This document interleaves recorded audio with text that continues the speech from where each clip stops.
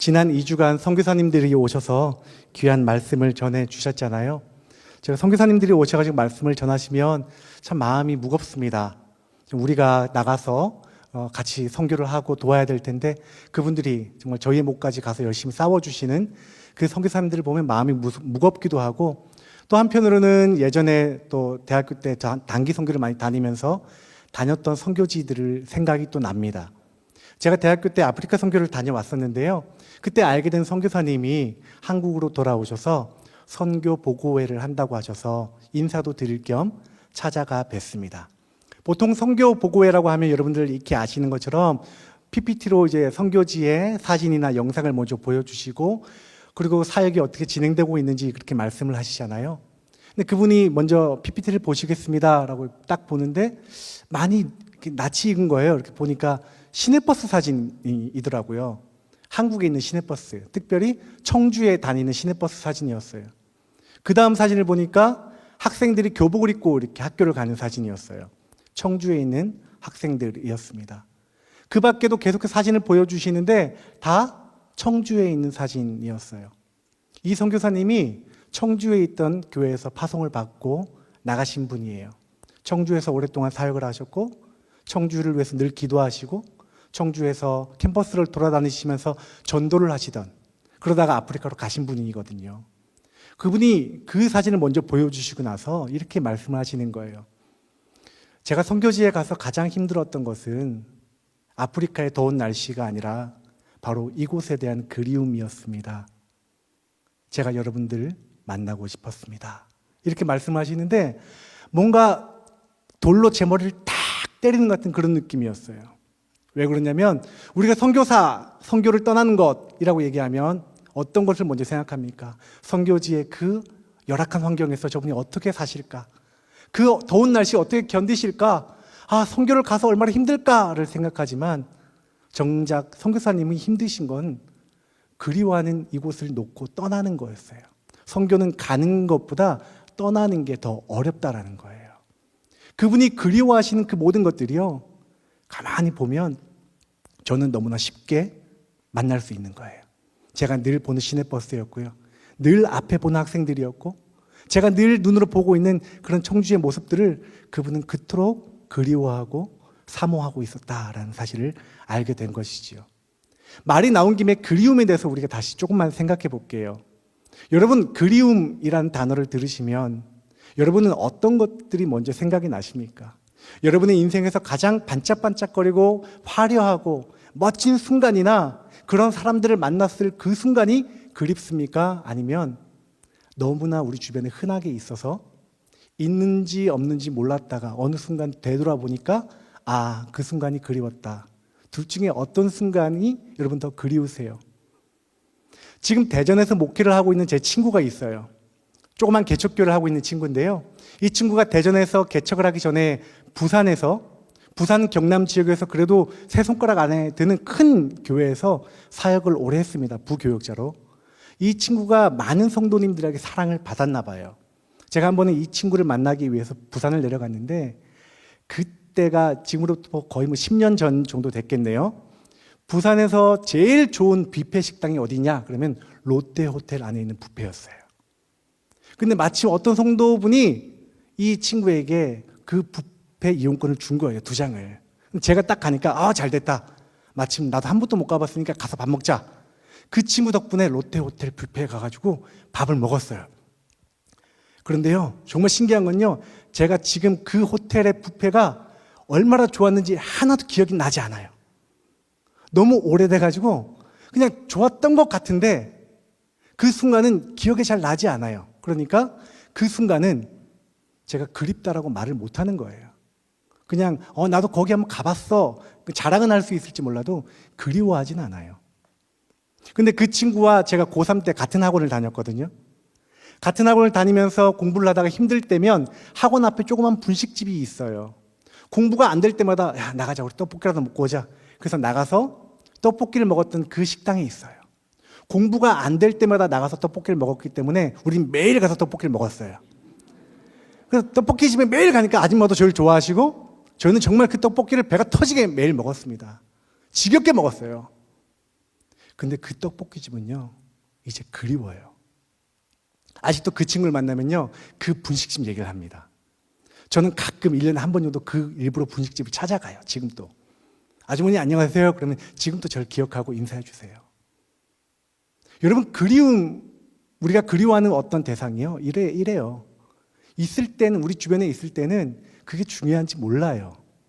우리 주변에 있을 때는 너무 흔하고 평범하고 늘 일상적인 것이어서, 보통의 것이어서 중요한지 모르는 것들이 시간이 지나고 흘러보면, 아, 그게 정말 소중했던 것이구나, 소중한 기억이었고 소중한 사람이었구나 라고 알게 되는 것이지요. 이게 인생의 아이러니 중에 하나인 것 같습니다. 정말 중요한데 있을 때는 그것이 얼마나 중요한지 알지 못한다는 것이지요. 제가 왜 이 말씀을 드리냐면, 오늘 우리가 읽은 이 전도서의 말씀, 이 전도서 말씀을 기록한 전도자가 우리의 인생을 여러 가지 말로 설명을 하는데, 그 인생을 설명함에 있어서 이 전도자는 이렇게 얘기를 하는 거예요. 우리 인생에서 중요한 거 아무것도 없다. 우리 인생에서 정말 너희들이 중요하다고 생각하는 그거 아무것도 아니다. 전도서 1장 3절에 어떻게 시작됩니까? 1장 2절에 어떻게 시작됩니까? 전도자가 이르되 헛되고 헛되며 헛되고 헛되니 모든 것이 헛되도다. 이렇게 시작을 하고 있어요. 제가 청년 때 인생의 의미를 찾기 위해서 부단히 성경 말씀을 읽고 기도를 많이 했습니다. 근데 어떤 분이 그러시는 거예요. 인생의 의미를 발견하려면 전도서를 읽어봐라. 전도서를 읽으면 인생의 의미를 발견할 수 있을지라고 전도서를 열심히 읽었습니다. 근데 읽으면 읽을수록 뭔가 의욕이 생기고 힘이 생기고 뭐 인생의 참 의미를 발견하기보다는 힘이 빠져요. 전도서는 읽을수록 뭔가 힘이 빠지는 느낌이에요. 왜요? 다 헛되요. 보세요. 지혜도 헛되고 쾌락도 헛되고 노동하는 것도 헛되고 운명도 헛되고 출세도 헛되고 권력도 헛되고 모든 것이 헛된 것뿐입니다.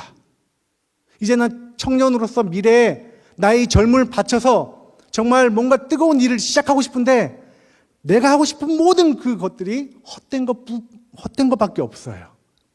뭘 할 수 있겠습니까? 아, 정말 모든 것이 헛된 것뿐일까? 힘이 빠지게 되는 거예요. 그래서 정말 거짓말이 아니고요. 제가 목사라서 이런 말씀 드리기 죄송스럽지만 전도서를 가지고 제가 설교해 본 게 전도사 시절 포함해서 이번이 처음이에요. 제가 이 전도서 말씀을 그렇게 좋아하지 않았어요. 정말로. 왜냐하면 자꾸 읽을수록 힘이 빠지는 것 같잖아요. 저는 막 힘을 주고 에너지를 주고 막 도전을 주는 말씀을 좋아하는데 전도서는 그렇지 않았어요. 근데 신기한 게 이 코로나 시대가 되니까 전도서 말씀을 읽었는데 위로를 받았어요. 제가 힘을 받았어요. 아, 전도서 이 말씀이 이런 뜻이었구나. 제가 깨닫게 된 사실이 있어요. 그 사실을 오늘 여러분들과 함께 나누고 싶습니다.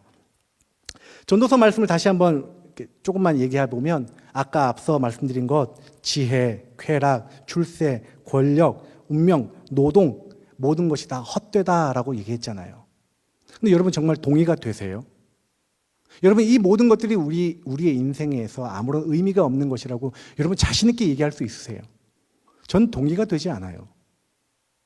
여러분 우리가 노동하고요, 돈을 벌고 우리가 성공하는 거 우리의 삶에 의욕을 가져다 주고 우리가 앞으로 달려나갈 수 있게 하는 정말 원동력이 되는 것입니다. 근데 이것이 왜 헛되다라고 표현했을까요? 이 전도서의 말씀에 헛되고 헛되다라고 번역된 이 헛되다의 원어가 헤벨인데, 이 번역이 잘 된 걸 수도 있고 안 된 걸 수도 있지만 원어로 보면 헛된 것보다는 수증기, 안개란 뜻이에요. 헤벨은. 따라서 우리가 지금 저기 있는 목표를 향해서 달려갑니다. 저거를 딱 잡으려고 달려가는데 그 대상이 어떤 사람은 지혜이고 어떤 사람은 돈이고 권력이고 명예이고 출세이고 모든 것이에요. 그래서 그것을 잡으려고 갔는데 정작 잡으려고 봤더니 수증기 같은 거예요. 존재는 해요. 우리가 만질 수도 있어요. 그런데 정작 우리가 잡으려고 하면 잡고 손을 펴보면 없어져요. 그것이 헤벨이에요. 구약 성경에서 아벨이라는 이름이 바로 이 헤벨에서 왔어요. 아벨은 존재했습니다. 하나님이 그의 제사를 받으셨어요. 하지만 너무나 허망하게 죽임을 당했잖아요. 이와 같은 거예요. 잡으려고 하면 없어지는 것, 수증기와 같고 안개와 같은 게 헤벨이라는 거예요. 우리의 삶에서 우리가 뭔가를 내 손에 잡으려고 달려가면 잡을 수가 없다라는 거예요. 내가 잡았다라고 말하는 그 순간이 언제인지도 모른다는 거죠. 한번 예로 들어보겠습니다. 여러분, 우리가 얼만큼 돈을 잡으면, 우리 손에 움켜쥐면 부자라고 얘기할 수 있을까요? 제가 전에 알던 장로님이 계세요. 사업을 크게 하세요. 그러니까 돈을 많이 버셔가지고 우리가 고급 외제차라고 얘기하면 딱 처음에 떠오르는 비사, 자동차를 몰고 계시고요. 자녀들은 외국에 유학을 보내시고요. 좋은 집에 사세요. 그러니까 제 기준으로 보면 그분 부자예요. 그분과 얘기하다가 저도 모르게 아유, 장로님이 좋으시겠어요. 부자라서 그 얘기했다가 그분이 펄쩍 뛰시는 거예요. 아, 목사님 무슨 말씀이십니까? 저는 중산층입니다. 그분은 중산층이래요. 그럼 저는 뭐예요? 근데 그분의 입장에서는 그분은 부자가 아닌 거예요. 제가 서 있는 위치와 그분이 서 있는 위치가 다르기 때문에 그분이 바라보고 있는 곳에서는 그분은 본인은 부자가 아니라고 느끼실 수 있어요, 정말로. 여러분, 부와 권력과 명예와 모든 것들이 이와 같은 거예요. 우리가 아무리 가지려고 움켜쥐려고 해봤자 잡을 수가 없고 얼만큼 잡았는지도 모르는 거예요. 그래서 전도자는요, 그것을 헤벨이라고 얘기합니다. 전도서 5장 10절에 이렇게 기록되어 있습니다. 은을 사랑하는 자는 은으로 만족하지 못하고 풍요를 사랑하는 자는 소득으로 만족하지 못하나니 아니하나니 이것도 헛되도다. 오해하지 마십시오. 돈을 벌고 권력을 가지려고 하고 출세하려고 하는 것이 나쁜 게 아니에요. 전도자는 그것들을 향해서 우리가 가지려고 해봤자 가질 수 없는 것이다 라고 말씀하고 계신 거예요. 아무리 가지려고 해봤자 가질 수 없으니 거기에 목숨을 걸지 말아라 라는 거예요. 그러면 전도자는 무엇이 중요하다고 얘기할까요? 저 멀리 있는 거 잡으려고 막 부단히 애써봤자 잡지 못하니 그거 잡지 말고 그러면 다른 게 있을 거 아니에요. 다른 게 무엇일까요? 오늘 말씀 읽었던 9장 7절에 이렇게 있습니다. 너는 가서 기쁨으로 내 음식물을 먹고 즐거운 마음으로 내 포도주를 마실지어다. 이는 하나님이 내가 하는 일들을 벌써 기쁘게 받으셨음이니라. 여러분, 오늘 저녁은 안 드신 분이 계실지 몰라도 아침, 점심 아무것도 안 드신 분 계세요? 금식 기도를 하시거나 내일 건강검진이 있으신 분 외에는 다 드셨겠죠. 먹고 마시는 것, 그렇죠? 그리고 우리가 노동하는 것들 너무나 당연한 거잖아요. 우리의 일상에서 이런 행동을 하지 않는 사람이 누가 있습니까? 그렇죠? 근데 이 전도자는요, 이것만이 우리의 삶에서 의미가 있다라고 얘기하는 거예요. 여기에서 우리가 기쁨을 발견하고 여기에서 우리가 만족을 느끼지 못하면 우리 인생에서 아무리 잡으려고 해봤자 잡을 수 있는 것이 없다라고 말씀하고 계시다라는 거예요. 말씀 한 구절만 더 보겠습니다. 전도서 3장 13절에 있는 말씀인데요. 사람마다 먹고 마시는 것과 수고함으로 낙을 누리는 그것이 하나님의 선물인 줄도 또한 알았도다라고 기록되어 있습니다. 우리가 먹고 마시는 것, 땀을 흘리며 수고하는 것이요, 사실은 우리가 당연히 매일같이 하는 것처럼 느껴지지만 하나님이 선물로 우리에게 주셨기 때문에 할 수 있다라는 것이에요. 하나님이 오늘을 우리에게 선물로 주신 거 여러분 믿어지세요? 여러분, 이 말씀을 우리가 좀 더 직시하기 원합니다. 저의 얘기를 해서 죄송합니다. 제 얘기를 잠깐 할게요. 우리에게 내일이 보장되어 있는 사람이 아무도 없습니다. 내일이 나에게 확실히 보장되어 있다고 얘기할 수 있는 사람은 아무도 없어요. 제가 10살 때 아버지가 돌아가셨는데요. 그 돌아가신 날 상황이 지금도 정확하게 기억이 나요. 너무나 충격적이었기 때문에 명확하게 기억나는 거예요. 그날 아침에 아버지가 회사를 출근하셨거든요. 늘 그렇듯이 아버지는 저희보다 먼저 출근하셨어요. 아버지 다녀오세요 인사하고 그냥 보내드렸어요. 그게 마지막 모습이었어요. 밤이 됐습니다. 아버지가 안 들어오셨어요. 근데 아무도 걱정하지 않았어요. 왜냐하면 아버지는 늘 늦으셨거든요. 저희가 잘 때쯤 들어오시거나 아니면 저희가 자고 난 다음에 들어오셨기 때문에 아무도 걱정하지 않았어요. 평안하게 잤습니다. 다음날 아침에 집안 분위기가 좀 이상해요. 어머니가 안전불절 못하시는 거예요. 그 당시는 지금처럼 휴대폰이 있지도 않잖아요. 지금으로부터 30년 전이니까. 어머니가 너무 걱정을 많이 하시더라고요. 아버지가 안 들어오셨대요. 그러더니 갑자기 집에 전화 한 통이 울렸고 저희 어머니가 전화를 받고 급하게 뛰어나가셨어요. 그리고 몇 시간 뒤에 다시 전화가 울렸습니다. 어머니가 전화를 하셨어요. 제가 그 전화를 받았어요. 아버지 돌아가셨다.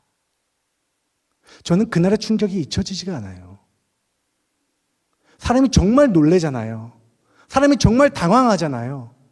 정말 아무 생각도 아무 소리도 아무런 행동도 할 수 없다라는 걸 제가 그때 느꼈어요. 멍하니 수화기를 들고 있는 손이 떨리는 것만 기억이 나요. 너무나 갑작스럽게 다가온 그 일이 저의 인생을 바꿔놓은 거예요. 우리에게 그 누구도 내일이 보장되어 있지 않아요. 인생의 잔인한 진실입니다. 전도자는 오늘 그 말씀을 하고 계신 거예요. 우리가 오늘 먹고 오늘 마시고 주변 사람들과 함께 땀을 흘리며 일을 하는 것들이 왜 우리에게 소중한 것이라고 중요한 것이라고 느껴지지 않나면 우린 내일도 여전히 그 일을 할 것이기 때문에 그래요.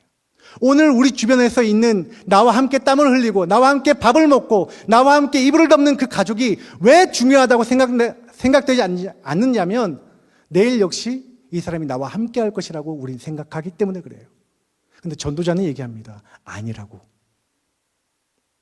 하나님이 선물로 주신 그 오늘을 가진 자만 누릴 수 있는 특권이라는 거예요. 매일매일 우리의 삶에 하나님이 날마다 새롭게 아침이라는 선물을 주신다는 거예요.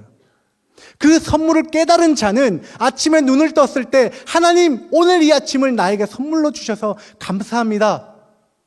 내가 만나는 저 사람이 하나님 내가 오늘 저 사람을 만날 수 있도록 하나님 내가 오늘 저 사람과 함께 일할 수 있도록 하나님 내가 오늘 이 음식을 먹을 수 있도록 나에게 시간을 주시고 오늘을 허락하시고 하나님 이 시간을 나에게 선물로 주셔서 감사합니다. 이 고백만이 내가 잡을 수 있는 유일한 거라는 거예요.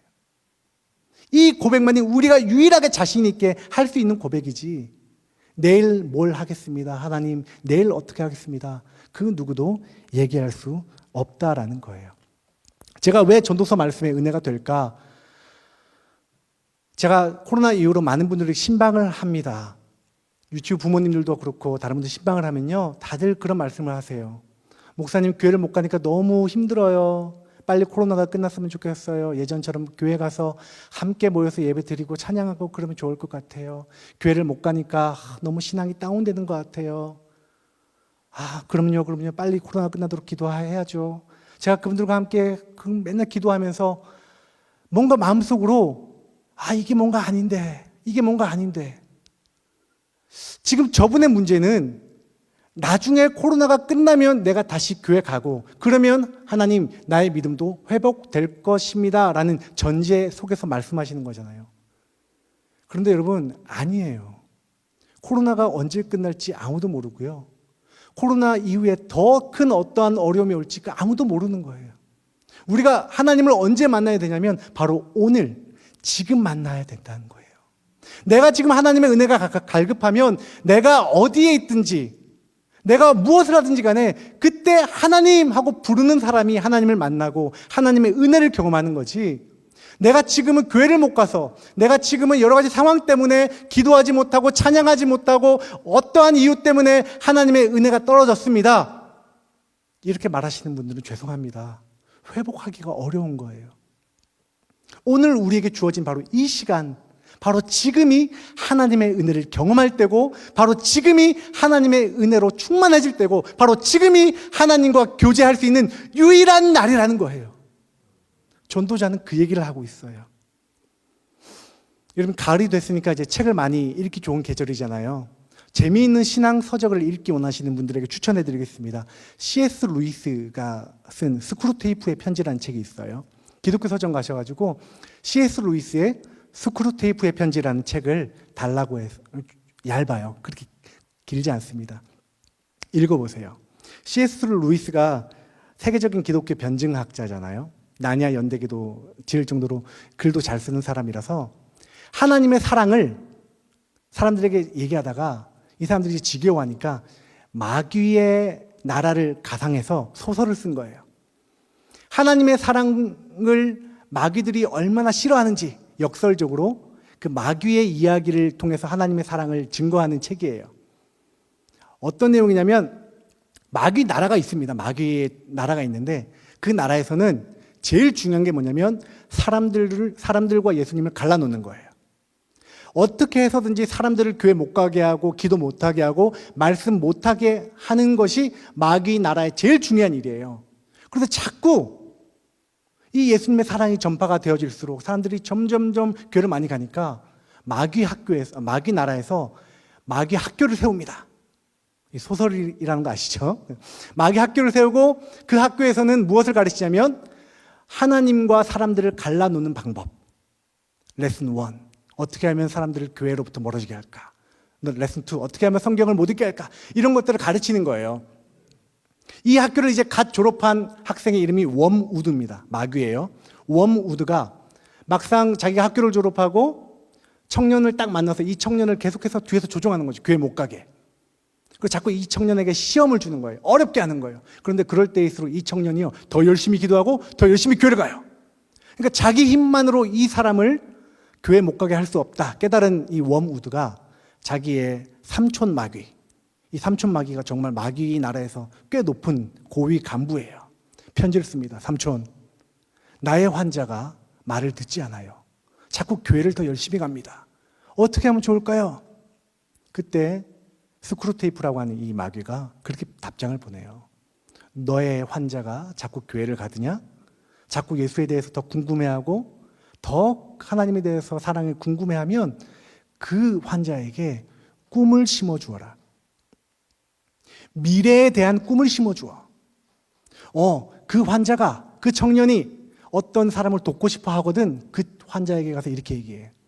너 이 애 돕고 싶어? 그럼 지금 가서 공부해. 열심히 공부해가지고 의사가 되면 이와 같은 청년 100명, 1000명, 10,000명을 네가 살릴 수 있어. 지금은 가서 공부할 때야. 어떤 사람이 너무 억울한 일을 당했어요. 그 청년을 가서 도와주려고 그러면 야, 이 억울한 일을 당한 사람 도와주고 싶어? 가서 공부해. 훌륭한 법률가가 되어서 무료 법률 사무소를 열면 이런 억울한 사람 많이 도와줄 수 있어. 지금은 이 사람 돕는 것보다 빨리 가서 공부해서 나중에 훌륭한 사람이 되어서 이런 사람들을 도와. 오늘은 그때를 위한 밑거름으로 삼아. 이렇게 편지를 적었어요. 그리고 나서 스크루테이프가 웜우드에게 이런 말을 합니다. 웜우드야, 인간들은 참 어리석어. 인간들은 말이지 자기들이 영원히 살 것이라고 믿는 존재들 같아. 그들에게 있어서 제일 중요한 것은 바로 오늘이고 그들에게 있어서 가장 중요한 사람은 자기 옆에 있는 사람이라는 걸 그들은 자꾸 망각해. 왜냐하면 그들에게 미래가 있다고 믿기 때문이지. 이런 내용들이 가득 담겨져 있어요. 여러분, 짧은 이야기지만 우리에게 많은 것을 이야기해주고 있지 않습니까? 여러분, 우리에게는 오늘밖에 없어요. 오늘 우리에게 주어진 음식, 오늘 우리에게 주어진 마실 것, 오늘 내가 해야 될 일들, 오늘 내가 만나는 사람들, 나와 함께 이불을 덮고 자는 가족들, 이 모든 것들이요, 하나님이 오늘 우리에게 주신 선물이라는 거예요. 이 선물을 깨닫는 자는 하나님을 만나는 거예요. 이 선물을 깨닫는 자는 삶의 기쁨을 누리고 이 선물을 깨닫는 자는 하나님이 주신 이 인생에서 참된 의미를 발견하고 살아갈 수 있게 된다라는 거예요. 마지막으로 그러면 오늘 하루를 정말 의미 있게 보내려면 어떻게 하는 방법이 가장 좋은 방법일까? 제가 이 말씀을 준비하면서 계속 생각해 봤어요. 어떻게 하면 정말 우리에게 주어진 이 하루를 정말 진심으로 감사하며 정말 이 하루를 하나님의 은혜로 충만하게 살 수 있을까? 정말 최고의 방법은 제가 도저히 생각이 나지 않더라고요. 여러분이 아마 집에 가셔서 기도하시면서 한번 하나님께 물어보세요. 다만 제가 여러분께 말씀드릴 수 있는 건 오늘 내게 주어진 이 하루가 최악의 하루가 되지 않도록 막을 수 있는 방법은 제가 말씀드릴 수가 있어요. 그것은 바로 용서하는 것이에요. 그것은 바로 싸우지 않는 것이에요. 예수님께서는 제자들에게 그렇게 말씀하십니다. 너희가 하나님께 제물을 바치러 성전에 가다가 형제와 싸운 것이 생각나거든 제물을 바치러 가는 그 걸음 멈추고 돌아가서 형제와 화해하고 와라 라고 말씀하셨거든요. 왜 그렇게 말씀하셨을까요? 여러분, 우리에게 내일이 있으니까 우리가 지금 용서를 하지 않는 거잖아요. 우리에게 내일이 있다고 믿으니까 지금은 화난 상태로 그냥 있는 거잖아요. 만약에 그 사람에게 내일이 없다면요. 우리에게 내일이 없다면요. 내가 오늘 화를 내고 분을 내면 어떻게 됩니까? 오늘 하나님이 나에게 주신 이 마지막일지도 모르는 하루가 최악의 하루가 되는 거예요. 나뿐만 아니라 그 사람의 하루까지도 망치게 되는 것이에요. 제가 지난주에 인터넷에서 글을 하나 읽었는데 너무 은혜가 돼가지고 제가 기독교 얘기는 아닌데 한번 말씀드리겠습니다. 어떤 여자분이 주말에 가족들과 함께 호수공원으로 산책을 나가셨대요. 세종호수공원은 아니고 다른 신도시에 있는 호수공원인데 지금 코로나로 인해서 호수공원에 있는 모든 쓰레기통을 다 막아놨대요. 그러니까 사람들이 쓰레기를 다 가지고 어디로 가냐면 화장실로 간다는 거예요. 화장실에서 불법으로 투기를 하고 오기 때문에 화장실 앞에는 그 화장실을 지키는 이제 경비 같은 분이 계셨대요. 근데 이분이 다른 쓰레기는 집에 가져가겠는데 이 어린 아주 유아 자녀를 데리고 계신 분이에요. 이제 이 아이가 큰일을 보니까 기저귀를 이제 버려야 되잖아요. 근데 보통 화장실에는 요즘에 화장실을 가보시면 기저귀 교환대와 기저귀 버릴 수 있는 쓰레기통이 다 준비되어 있거든요. 그러니까 이분이 거기 가서 기저귀를 가시면 되는데 이 아이가 너무 답답해하니까 가기 전에 미리 간 거예요, 기저귀를.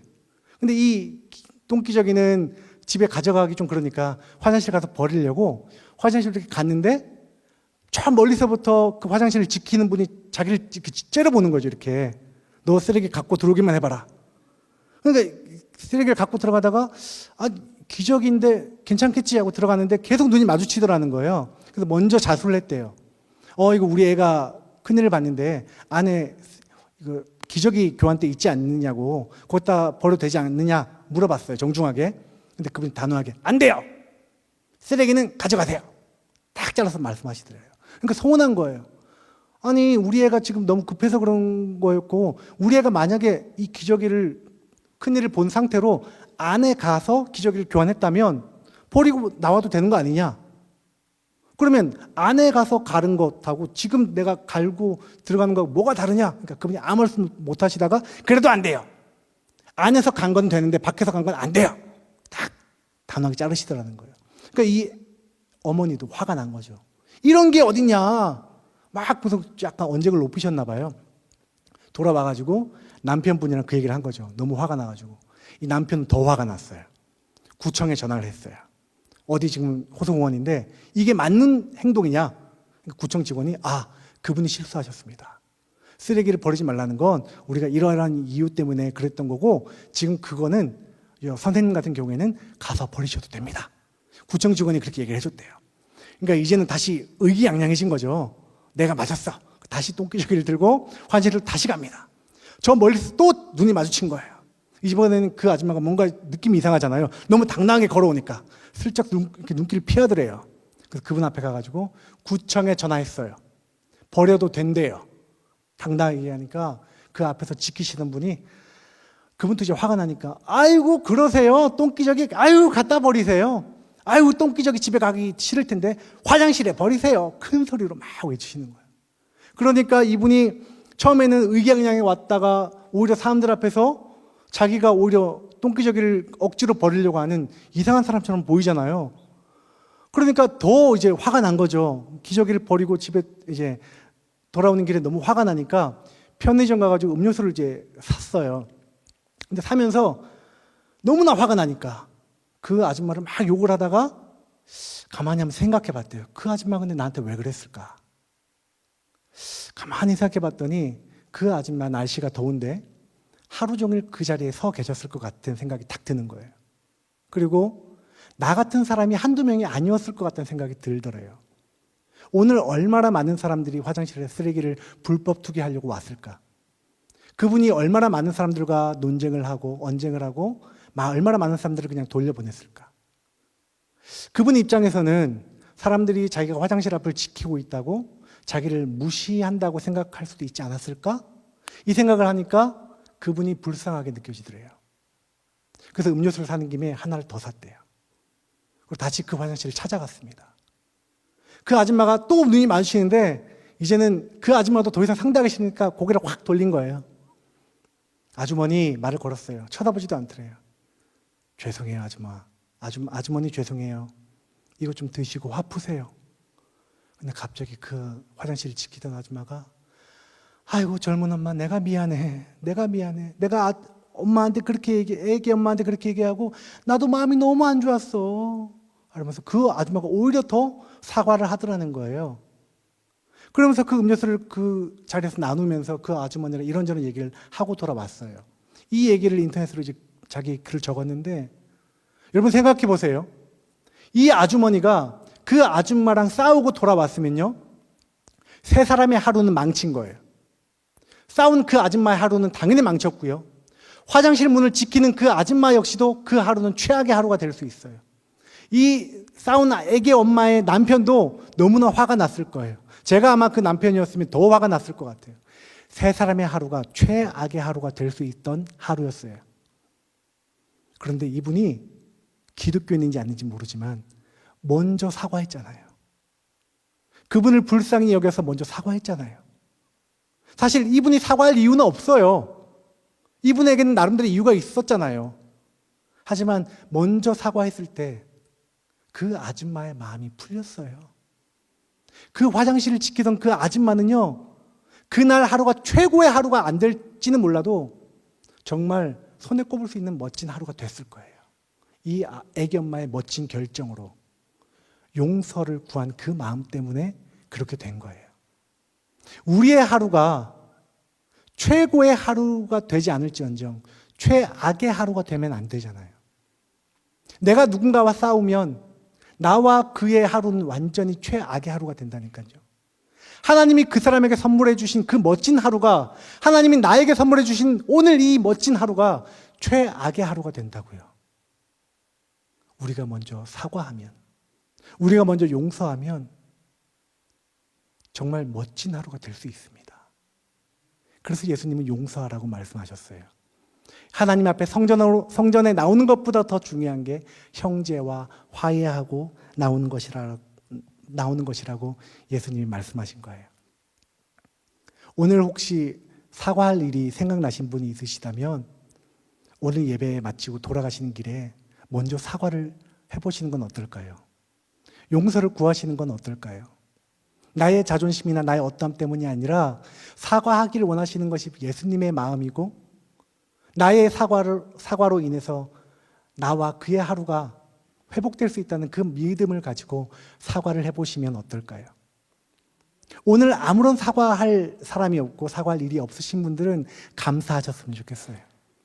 예수님이 우리에게 허락하신 이 하루가 얼마나 복되고 멋진 하루입니까? 아무에게도 상처를 입히지 않았고 아무에게도 어려움을 끼치지 않았어요. 나의 하루도 그렇게 멋진 하루가 된 거잖아요. 그런 분들은 감사하셨으면 좋겠어요. 우리의 매일 하루가 그렇게 시작했으면 좋겠어요. 눈을 탁 떴을 때 제가 어릴 때 만난 전도사님이 그렇게 말씀하셨어요. 자기는 눈을 딱 뜰 때마다 하나님 다시 살아나게 해주셔서 감사합니다. 매일 밤 잘 때마다 자기는 죽는다라고 생각을 한대요. 아침에 눈을 딱 뜨면 살아났네. 부활했네. 하나님 내게 주신 이 하루 멋지게 살겠습니다. 우리도 그렇게 아침마다 고백해보면 좋을 것 같아요. 하나님 내게 주신 선물로 주신 이 하루 멋지게 살 수 있도록 하나님 나에게 은혜와 지혜를 허락하여 주시옵소서. 내가 오늘 먹고 마시는 그 모든 일에서 기쁨을 누리게 하시며 내가 만나는 모든 그 사람들에게 하나님의 사랑과 하나님의 은혜가 하나님의 기쁨이 나를 통해 흘러갈 수 있도록 하나님 은혜를 허락하여 주시옵소서. 하나님 내가 밟는 모든 땅 하나님의 향기가 돋아날 수 있도록 하나님의 은혜가 퍼져나갈 수 있도록 도와주시옵소서. 우리가 그렇게 기도하고 하루를 살아가면 우리가 이 코로나 시대가 뭐가 문제입니까? 바로 오늘 하나님과 함께 할 수 있는데 그런 하루를 살아가시는 저와 여러분 되시기를 주님의 이름으로 축원합니다.